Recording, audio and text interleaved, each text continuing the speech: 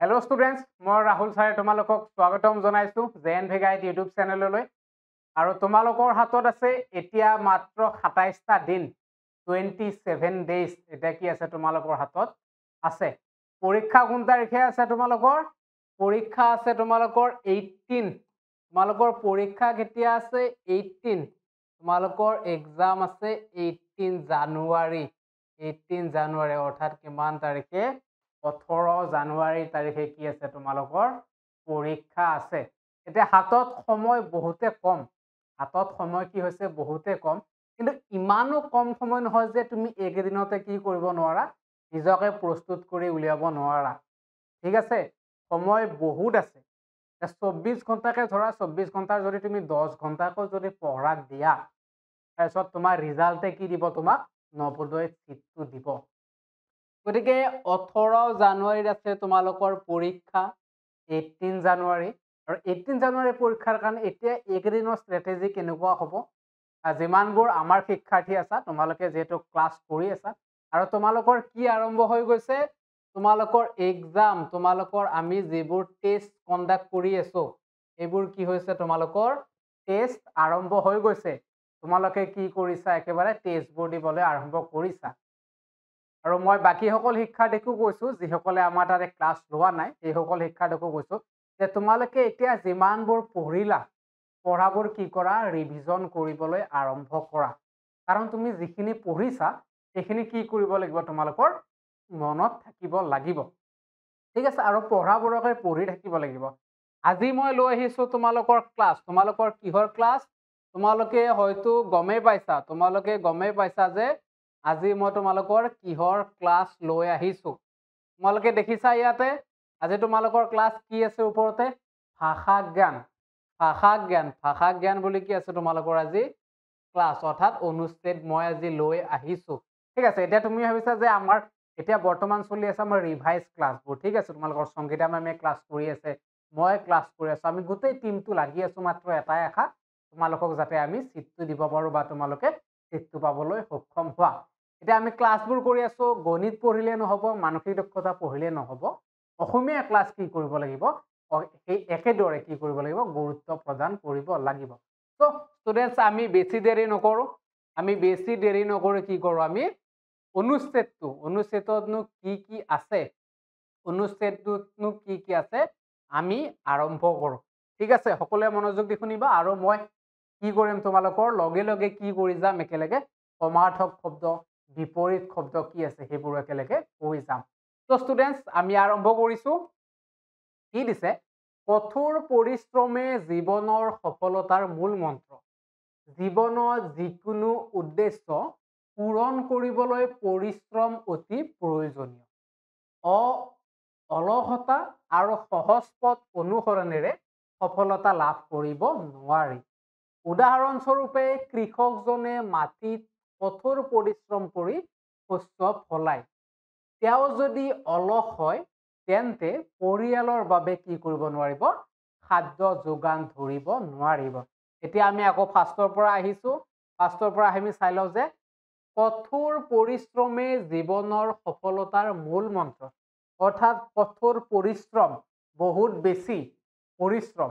পৰিশ্ৰম মানে কি? তোমালোকৰ পৰিশ্ৰমটো হৈছে বৰ্তমান তোমালোকে নৱোদয়ৰ পৰীক্ষা দিবা, এতিয়া পঢ়াটো হৈছে তোমালোকৰ পৰিশ্ৰম। কঠোৰ পৰিশ্ৰমে জীৱনৰ সফলতাৰ মূল মন্ত্ৰ। এতিয়া তুমি যিটো চিটটো পাবা, ইমান ধুনীয়াকৈ পঢ়ি আছা, এই যিটো এটা তোমাৰ জাৰ্ণি, সেইটো কি হৈছে তোমালোকৰ এটা সফলতাৰ মূল মন্ত্ৰ। এটা তুমি সফলতা লাভ কৰিবা। এই যিটো সফলতা শব্দটো দেখিছা, সফলতা শব্দৰ বিপৰীত শব্দ কি হ'ব তোমাৰ? বিফলতা। সফলতা শব্দৰ বিপৰীত শব্দ হ'ব তোমাৰ বিফলতা। ঠিক আছে, আৰু মূল মন্ত্ৰ মানে হৈছে উদ্দেশ্য। উদ্দেশ্য বা মানে কি? মূল মন্ত্ৰ মানে হৈছে যিকোনো এটা মাধ্যম। তুমি ইমান দিন পঢ়ি আছা, ভালদৰে নিজকে পঢ়া শুনা কৰি আগবঢ়াই লৈ গৈছা, আৰু এইটো হৈছে তোমালোকৰ এটা মূল মন্ত্ৰ। তুমি যিটো চিক্ৰেট ষ্ট্ৰেটেজি বুলি কি কৰিব পাৰা? ইয়াক ক'ব পাৰা। ঠিক আছে, জীৱনত যিকোনো উদ্দেশ্য পূৰণ কৰিবলৈ পৰিশ্ৰম অতি প্ৰয়োজনীয়।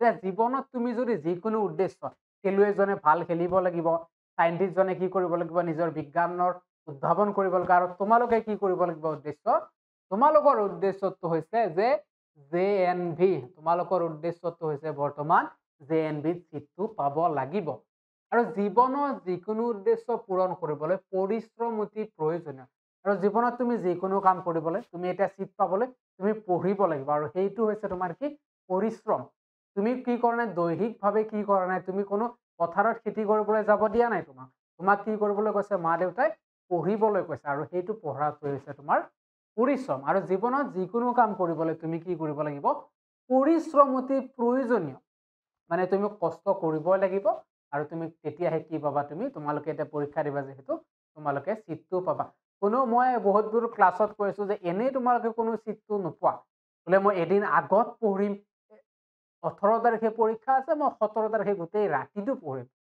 তোমালোকে যিমানে ব্ৰিলিয়েণ্ট ষ্টুডেণ্ট নোহোৱা কি কৰিব নোৱাৰা চিটটো পাবলৈ সক্ষম নোহোৱা গতিকে সময়ৰ সময়ত মাৰিব লাগিব ঠিক আছে নেক্সট দিছে অলসতা আৰু সহজ পথ অনুসৰণেৰে সফলতা লাভ কৰিব নোৱাৰি অলসতা মানে হৈছে এলাহ অলসতা মানে হৈছে এলাহ কৰা যে মই আজি নকৰো কালি কৰিম সেই কালি বোলা বস্তুটো কি হ'ব তোমালোকৰ জীৱনত কেতিয়াও নাহে আজি নপঢ়ো কালিৰ পৰা পঢ়িম 27 দিন আছে বুলিহে কৈছে ৰাহুল ছাৰে মই 25 দিন থকাৰ পৰা আৰম্ভ কৰিম নো তোমালোকে কেতিয়াও কি কৰিব নোৱাৰা হেনেকে ভালদৰে কি কৰিব নোৱাৰা নিজকে সফল ব্যক্তি হিচাপে প্ৰতিষ্ঠা কৰিব নোৱাৰা আৰু সহজ পথ অনুসৰণেৰে সফলতা লাভ কৰিব নোৱাৰি এতিয়া তোমাক যেনেকে কলো মই যে তোমালোকে আগৰাতি পঢ়িবা এদিনতে পঢ়ি মই চিটটো পাম এই কথাটো যদি তুমি ভাবিছা সেইটো হৈছে সহজ পথ এই সহজ পথৰে কি কৰিব নোৱাৰা তুমি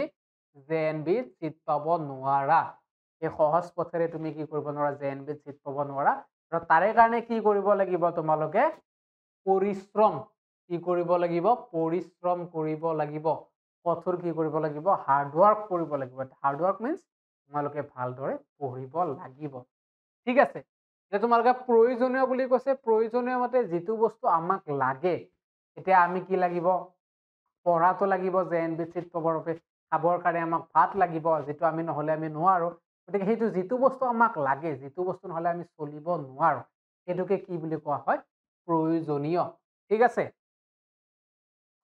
উদাহৰণস্বৰূপে কৃষকজনে মাটিত কঠোৰ পৰিশ্ৰম কৰি শস্য ফলায় যেনে ফলাই মানে কি হৈছে ইয়াতে মানে কি হয় শস্য উৎপাদন কৰে ফলাই মানে উৎপাদন কৰে বুলি কয় যেতিয়া এজন কৃষকসকলে যেতিয়া সময়ত কষ্ট নকৰিব যেতিয়া মাটি চহাই খেতি নকৰিব তেতিয়া কি কৰিব নোৱাৰিব তেওঁ শস্য উৎপাদন কৰিব নোৱাৰিব কৃষকজনে কি কৰিব নোৱাৰিব শস্য উৎপাদন কৰিব নোৱাৰিব কৃষকজনে মাটিত কঠোৰ পৰিশ্ৰম কৰি শস্য ফলাই মানে কি কোনোবাই কি কৰিব হাল বাব কোনোবাই ট্ৰেক্টৰেৰে হাল বাব আৰু কঠোৰ পৰিশ্ৰম কৰাৰ ফলতে কি কৰিব সময়ত কি কৰিব পাৰিব ধান খেতি হওক বা যি খেতি হওক তেওঁ কি কৰিব পাৰিব উৎপাদন কৰিব পাৰিব তেওঁ যদি অলস হয় তেন্তে পৰিয়ালৰ বাবে খাদ্য যোগান ধৰিব নোৱাৰিব তেওঁ যদি অলস তেওঁ যদি এলেহুৱা অলস মানে তোমালোকে আৰু এটা কি কৰিব পাৰা এলেহুৱা বা যে কাম কৰিবলৈ নিবিচাৰে যে কোনো এটা কাৰ্য কৰিবলৈ নিবিচাৰে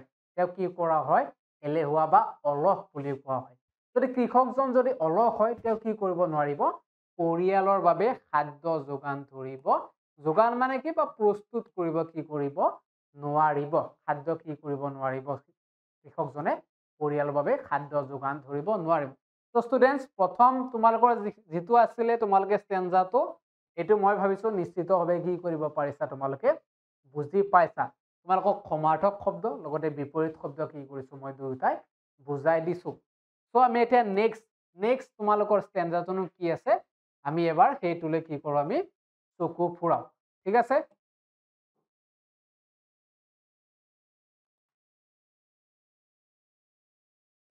ওকে নেক্সট কি দিছে প্ৰতিজন মহান ব্যক্তিৰ সফল কাহিনীৰ পিছত কঠোৰ পৰিশ্ৰমৰ গল্প থাকে এডিসনে শতাধিকবাৰ বিফল হৈ বৈদ্যুতিক বাল্ব আৱিষ্কাৰ কৰিছিল কিন্তু তেওঁৰ পৰিশ্ৰম আৰু ধৈৰ্যই শেষত তেওঁক সফল কৰিলে সেয়েহে পৰিশ্ৰমৰ লগত ধৈৰ্যৰ সংযোগ অতি দৰকাৰ এতিয়া মই যদি কওঁ তোমালোকক এইটো আকৌ এবাৰ কৈ দিছো প্ৰতিজন মহান ব্যক্তিৰ সফল কাহিনীৰ পিছত কঠোৰ পৰিশ্ৰমৰ গল্প থাকে এতিয়া চোৱা প্ৰতিজন সফল ব্যক্তি এতিয়া যদি মই ধৰি লওঁ শচীন তেণ্ডুলকাৰৰ কথা এতিয়া শচীন তেণ্ডুলকাৰক সকলোৱে চিনি পোৱা বিৰাট কোহলীক সকলোৱে চিনি পোৱা এতিয়া শচীন তেণ্ডুলকাৰে সৰুতে তোমালোকৰ পৰা যিমান বয়সৰ আছিলে তেতিয়াৰ পৰা কি কৰিছিলে খেলিবলৈ আৰম্ভ কৰিছিলে বা বিৰাট কোহলীয়ে খেলিবলৈ আৰম্ভ কৰিছিলে কিন্তু কি কৰিছিলে এটা কাহিনী এটা গল্প থাকে বুলি যে কৈছে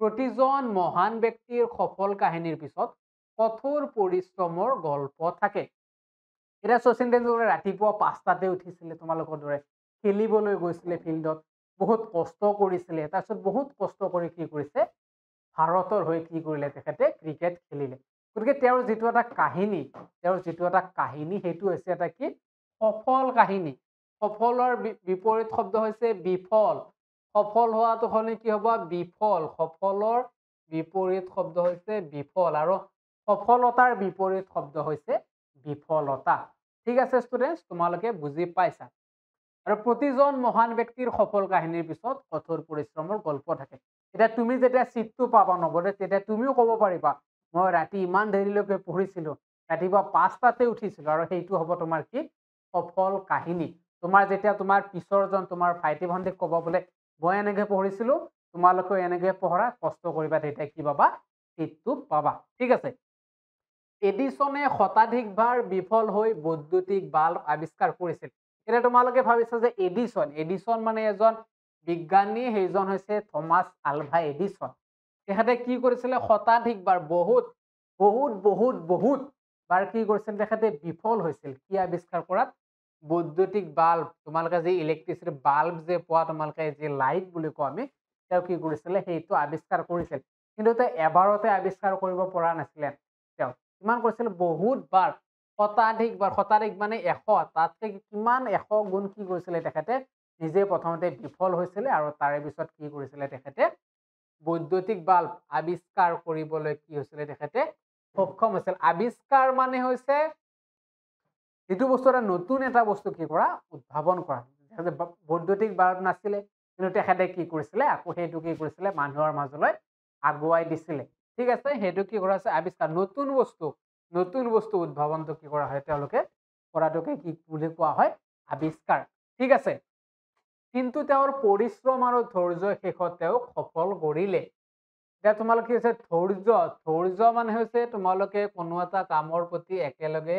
লাগি থকা যিটো এটা প্ৰক্ৰিয়া সেইটো হৈছে ধৈৰ্য্য তোমাৰ আজি পঢ়িবলৈ ইচ্ছা নাই কিন্তু তথাপিতো তুমি কি কৰিব লাগিব নৱোদয়ৰ লাইভ ক্লাছটো কৰিব লাগিব সেইটো তোমাৰ যিটো এটা ধৈৰ্য্য মই ক্লাছটো কৰিবই লাগিব এইটো কি কৰা হয় তোমালোকৰ কষ্ট আৰু ধৈৰ্য্য এতিয়া থমাস আলভা এডিছনে যদি এবাৰ যদি লাইট বনাবলৈ চেষ্টা কৰিলে যদি নহ'লে দুবাৰ নহ'লে বাদ দিছো আৰু মই এইটো কাম কি নকৰো লাইট আৰু মই নালাগে মই নুলিয়াম কিন্তু তেওঁ যদি সেনেকৈ ভাবিলে হয় কি কৰিলে হয় এই বৈদ্যুতিক বাল্ব তেখেতে কি কৰিব নোৱাৰিলে হয় আৱিষ্কাৰ কৰিব নোৱাৰিলে হয় ঠিক আছে কিন্তু তেখেতে সেইটো কৰা নাই তেখেতে কি কৰিছে বাৰ কি কৰিছিলে প্ৰচেষ্টা হাতত লৈছিলে আৰু তাৰে পিছত কি কৰিছিলে বৈদ্যুতিক বাল্ব আৱিষ্কাৰ কৰিবলৈ সক্ষম হৈছিলে গতিকে তোমালোকেও নিজে চেষ্টা অব্যাহত ৰাখিব লাগিব হাতত 27 দিন সময় আছে আৰু এই 27 দিন মানে তোমালোকে 8ৰ পৰা 10 ঘণ্টাকৈ যদি পঢ়া এতিয়াও হাতত বহুত সময় আছে নৱোদয় নিজৰ চিট পাবলৈ সক্ষম হবা ঠিক আছে সেয়েহে পৰিশ্ৰমৰ লগত ধৈৰ্য্যৰ সংযোগ অতি দৰকাৰৰ সমাৰ্থক শব্দ বা প্ৰয়োজনীয় হ'ব দেই দৰকাৰৰ সমাৰ্থক শব্দ তোমালোকে প্ৰয়োজন বুলিও লিখিব পাৰা ধৈৰ্য্যৰ সংযোগ মানে এটাৰ লগত আন এটা কি হোৱা লগ হোৱা এটাৰ লগত আন এটা লগ হোৱা যেনে পৰিশ্ৰম কৰিব লাগিব পৰিশ্ৰম তোমালোকে পঢ়িব তাৰ লগত ধৈৰ্য্য লাগিব মানে কি তোমালোকে ধৰা 10 ঘণ্টাই পঢ়িছা কিন্তু 5 মিনিট পঢ়ি আকৌ এবাৰ উঠি গৈছা তাৰপিছত 10 মিনিট পঢ়িছা আকৌ উঠি গৈছা সেইটো নহয় তোমালোকে এটা ধৈৰ্য্য লাগিব যে মই 1 ঘণ্টা পঢ়িম তাৰে পিছতহে মই কি কৰিম উঠি যাম বা কিবা এটা খাবলৈ যাম এইটো এটা যিটো এটা মানসিকতা যিটো এটা ধৈৰ্য্য সেইটো কি কৰিব লাগিব পৰিশ্ৰমৰ লগতে লাগিব তো আমি কি পঢ়িলো আমি দ্বিতীয় ষ্টেঞ্জাটো কি কৰিলো আমি ধুনীয়া কৰি পঢ়িলো ঠিক আছে এতিয়া আমাৰ তৃতীয় ষ্টেঞ্জাটোনো কি আছে আমি চাই লওঁ এতিয়া তৃতীয় ষ্টেঞ্জাটোনো কি আছে আমি চাই লওঁ পঢ়াৰ দিশতো ছাত্ৰ ছাত্ৰীৰ উচিত পৰিশ্ৰমৰ উদাহৰণ হৈছে পঢ়া শুনাত মনোযোগ দিয়া এতিয়া তোমালোকৰ কঠোৰ পৰিশ্ৰম তোমালোকে ক'বা বোলে ছাৰ আমি কি পৰিশ্ৰম কৰিম তোমালোকে একো মাটি তোমালোকক কাটিবলৈ যাব দিয়া নাই মা দেউতাই বা খেতি কৰিবলৈ যাব দিয়া নাই তোমালোকক কি কৈছে তোমালোকে পৰিশ্ৰম কৰি পঢ়া এই পঢ়াটোৱে কি হৈছে তোমালোকৰ বৰ্তমানৰ সময়ত পৰিশ্ৰম তোমালোকে কি হে পঢ়াটোৱে হ'ব তোমালোকৰ বৰ্তমান সময়ৰ তোমালোকৰ কাৰণে পৰিশ্ৰম ঠিক আছে তোমালোকে যেটো কষ্ট কৰা সেইটো কি হ'ব তোমালোকৰ কাৰণে পৰিশ্ৰম কৰা ঠিক আছে বৰ্তমান সময়ত তোমালোকৰ এটাই কাম তোমালোকে জেএনভি পৰীক্ষা দিয়া নিদিয়া পিছৰ কথা তোমালোকে ছাত্ৰ ছাত্ৰী যেহেতু কি কৰিব লাগিব তোমালোকে পঢ়িব লাগিব ঠিক আছে পৰীক্ষাত ভাল নম্বৰ লাভ কৰিবলৈ সদায় চেষ্টা কৰিব লাগে অৰ্থাৎ তুমি পঢ়িছা কিন্তু তুমি কি কৰিব লাগিব ভাল নম্বৰো আনিবলৈ কি কৰিব লাগিব নিজকে নিজে চেষ্টা কৰিব লাগিব অৰ্থাৎ কি কৰিব লাগিব কঠোৰ পৰিশ্ৰম কৰিব লাগিব তেতিয়াহে কি হ'ব তোমালোকৰ সফল হ'বলৈ আন এটা বাট কি কৰিবা তোমালোকে মুকলাই ল'ব পাৰিবা নিজৰ বাবে ঠিক আছে কঠোৰ পৰিশ্ৰমে কেতিয়াও অপমানিত নকৰে কঠোৰ পৰিশ্ৰমে কেতিয়াও কি নকৰে অপমানিত নকৰে যেতিয়া তুমি কঠোৰ পৰিশ্ৰম কৰা বহুত পঢ়ি আছা জেএনভিৰ কাৰণে দিন ৰাতি পঢ়ি আছা তুমি নিজকে আৰু বাকি কি হৈছে গম পোৱা নাই কিন্তু তাৰে পিছত ধৰা তুমি চিটটো পাবাই ইমান কষ্ট কৰিলে চিটটো পাবাই কিন্তু তাৰে পিছতো যদি কেতিয়াবা কি হয় চিটটো নাপালা তেতিয়া কি হ'ব তোমাক কিন্তু তোমাক মা দেউতাই তোমালোকৰ বা ওচৰ চুবুৰীয়াটো বাদ দিলো মা দেউতাই কিন্তু তোমাক গালি নিদিয়ে এই কাৰণে গালি নিদিয়ে কাৰণ মা দেউতাই জানিছে যে তুমি দিন ৰাতি কষ্ট কৰিছিলা দিনে ৰাতিয়ে কি কৰিছিলা অংক কৰিছিলা মানসিক দক্ষতা পঢ়িছিলা অসমীয়াৰ ক্লাছ কৰিছিলা ৰিভিজন কৰিছিলা কিন্তু কিবা কাৰণত চিটটো নাপালা সেইটো এটা কি নহয় বহুত ডাঙৰ কথা নহয় মা দেউতাই কি নকয় তোমাক গালি নিদিয়ে তাৰ ফলনে কি কৰিব তোমাক প্ৰশংসা কৰিব কি বুলিছে হ'ব বহুত কষ্ট কৰিলা যে এতিয়া নাপালা নাই এতিয়া বেলেগ যি আছে তোমালোকৰ আগন্তুক যি পঢ়া আছে সেইখিনিৰ বাবে কি কৰা তুমি আগবাঢ়া যেটো অপমান নকৰে তোমালোকৰ কি কৰিব তোমালোকক সন্মান কৰিব বা তোমালোকৰ কি কৰিব সাহস বঢ়াব তোমাৰ কি কৰিব ভৱিষ্যত জীৱনলৈকে সাহস বঢ়াব কঠোৰ পৰিশ্ৰমে কেতিয়াও অপমানিত নকৰে ই সদায় সুখ আৰু সন্মান আনে সুখৰ বিপৰীত শব্দ হৈছে দুখ ঠিক আছে আৰু এই কি কৰে সদায় সন্মান কঢ়িয়াই আনে সন্মান আনে যেতিয়া তুমি কষ্ট কৰিবা তুমি পঢ়ি আছা দিন ৰাতি পঢ়ি আছা তুমি চিটটো নাপালো তোমাৰ কি নকৰে মা দেউতাই গালি নিদিয়ে তোমাৰ প্ৰশংসা কৰিব আৰু সন্মান কৰিব যে হয় বোলে মোৰ ল'ৰা বা ছোৱালীয়ে ভালকে পঢ়িছিল কিন্তু চিটটো নাপালে নাই তেতিয়া কি কৰিব আৰু ভালদৰে কি কৰিব সি বা তাই পঢ়িব ঠিক আছে সেয়ে কঠোৰ পৰিশ্ৰমে জীৱনৰ সবাতোকৈ ডাঙৰ পুঁজি কঠোৰ পৰিশ্ৰম জীৱনৰ সবাতোকৈ ডাঙৰ পুঁজি অৰ্থাৎ কি কঠোৰ পৰিশ্ৰম অৰ্থাৎ তুমি হাৰ্ড ৱৰ্ক হ'ব লাগিব আৰু জীৱনৰ সবাতোকৈ মানে সবাতোকৈ মানে হৈছে সকলোতকৈ মানে বেলেগ নাই আৰু সকলোতকৈ মানে বেছি ভাল পাওঁ যে বা সকলোতকৈ বেছি ভাল পাওঁ সেইটো হৈছে সবাতোকৈ মানে সকলোতকৈ ডাঙৰৰ বিপৰীত শব্দ হৈছে সৰু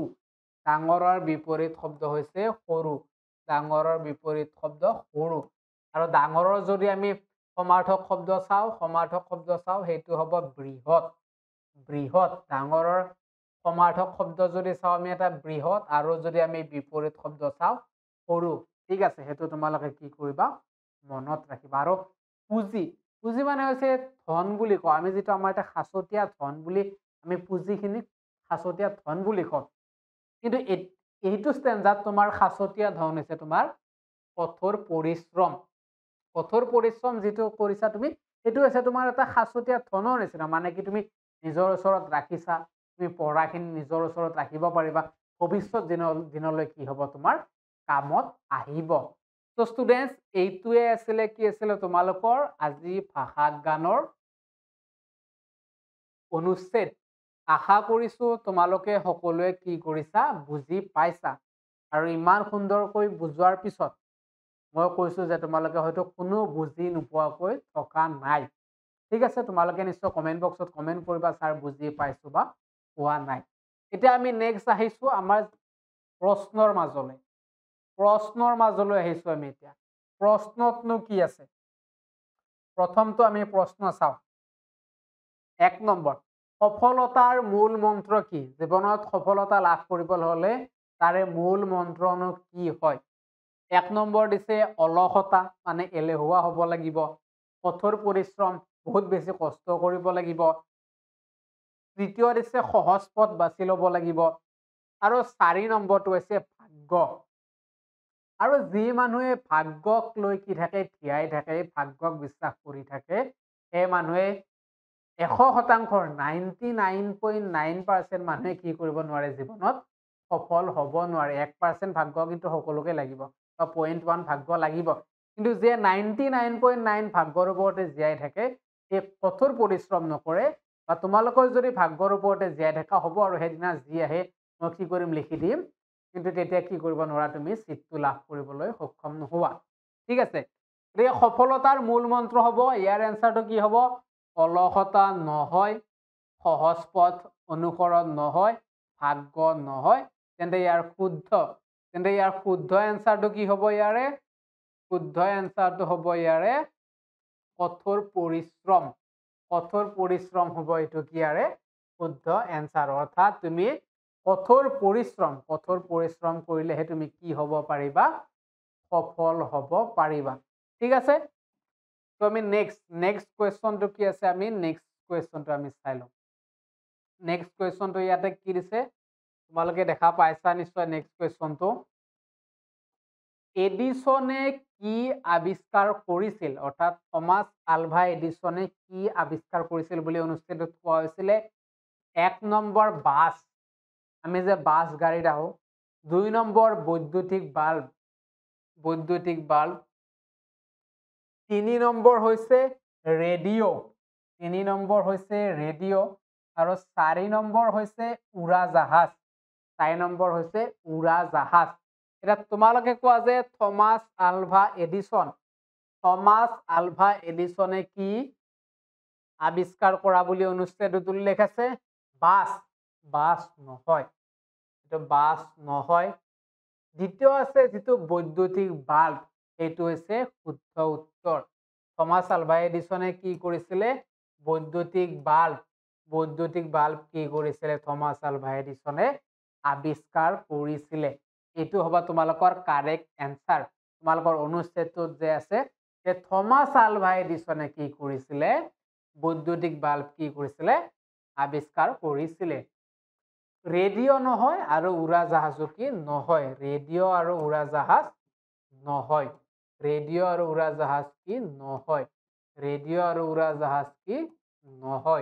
ঠিক আছে, গতিকে থমাছ আলভা এডিছনে কি আৱিষ্কাৰ কৰিছিলে? বৈদ্যুতিক বাল্ব। ঠিক আছে, তো ইয়াৰ পিছৰ কুৱেশ্যনটোনো কি আছে? আমি সেইটো চাই লৈছো। কঠোৰ পৰিশ্ৰমে মানুহলৈ কি আনে?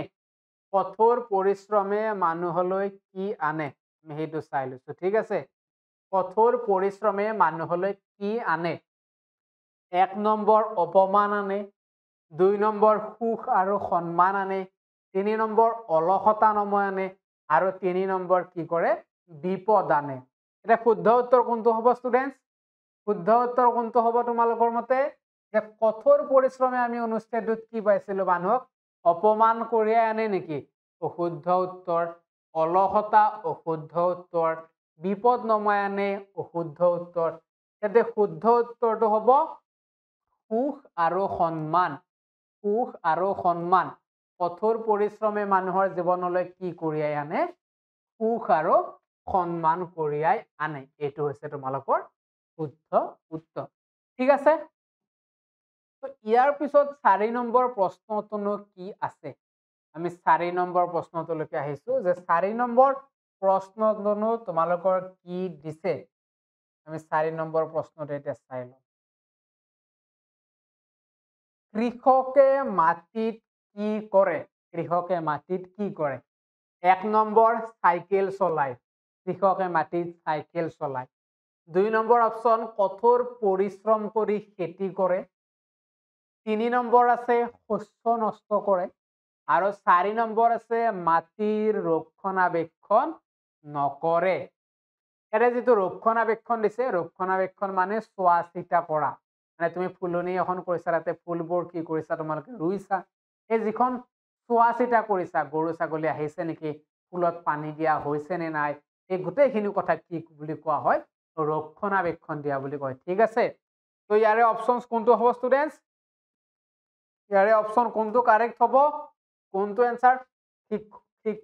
কৃষকে মাটিত কি কৰে? চাইকেল চলাই নহয়।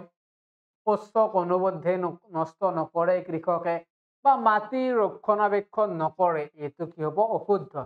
তেন্তে শুদ্ধ উত্তৰ হ'ব বি। শুদ্ধ উত্তৰ হ'ব বি, কঠোৰ পৰিশ্ৰম কৰি খেতি কৰে। অৰ্থাৎ কঠোৰ পৰিশ্ৰম কৰি কি কৰে? কৃষকে খেতি কৰে। ঠিক আছে, ইয়াৰে কাৰেক্ট এনসাৰ হ'ব বি। কাৰেক্ট এনসাৰ বি, কৃষকে মাটিত কি কৰে? কঠোৰ পৰিশ্ৰম কৰি খেতি কৰে। তো আমি 5 নম্বৰ আমি আহিছো 5 নম্বৰটোলৈকে।